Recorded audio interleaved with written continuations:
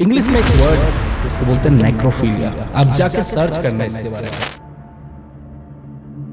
नमस्कार दोस्तों, हमारा हिंदू धर्म ही एक ऐसा धर्म है जिसमें इतने बुद्धिजीवी हैं जो अपने ही धर्म पे टिप्पणी करते हैं, प्रश्न उठाते हैं, तरह तरह की बातें करते हैं, क्योंकि उनको इसकी आज़ादी है। आज़ादी शास्त्र ने नहीं दिया है, लोकतंत्र ने दिया है। लेकिन लोकतंत्र भी ये कहता है कि किसी दूसरे की धर्म और किसी दूसरे की जाति के ऊपर कटाक्ष नहीं करना, लेकिन अपने ही धर्म के लोग अपने ही रिलीजन में तरह तरह की बातें करते हैं, प्रश्न चिन्ह खड़ा करते हैं, कई सारी चीज़ें हैं।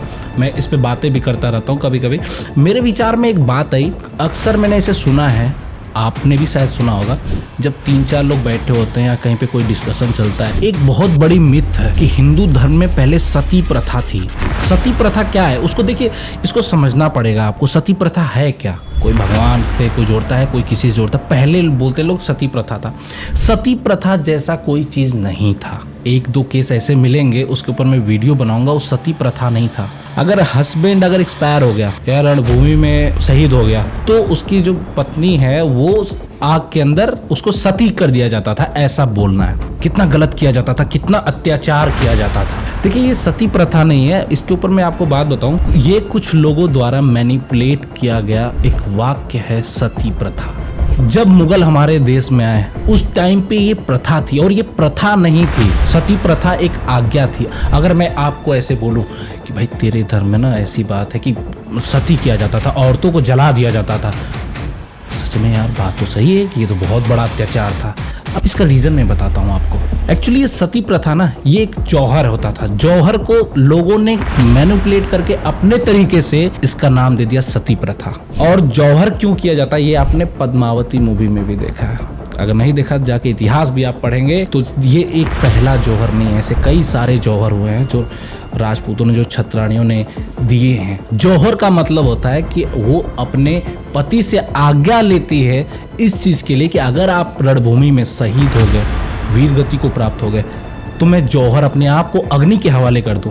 कोई खुशी से, कोई अपने इच्छा से खुश होकर नहीं जौहर करता है। लेकिन ये जौहर प्रथा क्यों स्टार्ट हुई इसका मैं आपको बताता हूँ। इंग्लिश में एक वर्ड है जिसको बोलते हैं नेक्रोफिलिया। आप जाके सर्च करना इसके बारे में। इसका मतलब होता है sex with dead body. Pakistan में भी ऐसा सुनने में आया था कि एक बंदा कब्र से लाश को निकाल के उसके साथ सेक्स करता था। तो मैयत आती थी औरत की, कब्र खोते थे, स्लेब हटाते थे पीछे वाले पाँव की जगह में, तो फिर गलत काम करते थे। कब्र में अंदर मुर्दे के साथ लड़की होती थी। कितने मुर्दों के साथ ये कर चुके हो? ये 48 साल हो गए। ये मैं नहीं बोल रहा हूँ, ऐसे और भी केसेस आ चुके हैं।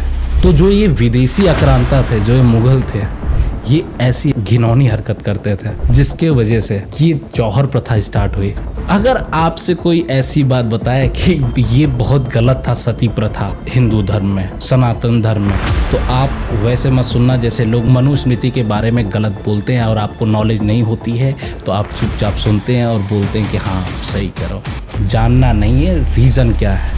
रीज़न जौहर था। ऐसे बहुत सारे राजा रहे हैं, ऐसे बहुत सारे क्षत्रिय योद्धा रहे हैं जिनकी वाइफ उनके शहीद होने के बाद, उनके वीरगति प्राप्त होने के बाद भी जीवित रही हैं। लेकिन जिस सिचुएशन में ऐसा आया है, जैसे अलाउद्दीन खिलजी के साथ था, तो उस सिचुएशन में जौहर को अपनाया गया है। तो आपकी क्या राय है, आप कमेंट बॉक्स में करके ज़रूर बताएं। जो लोग ऐसी बातें फैलाते हैं नेगेटिविटी कि आपके धर्म में ये है, आपके धर्म में वो है, तो उनको एक ना प्राउडली एक जवाब आप दे सकते हो।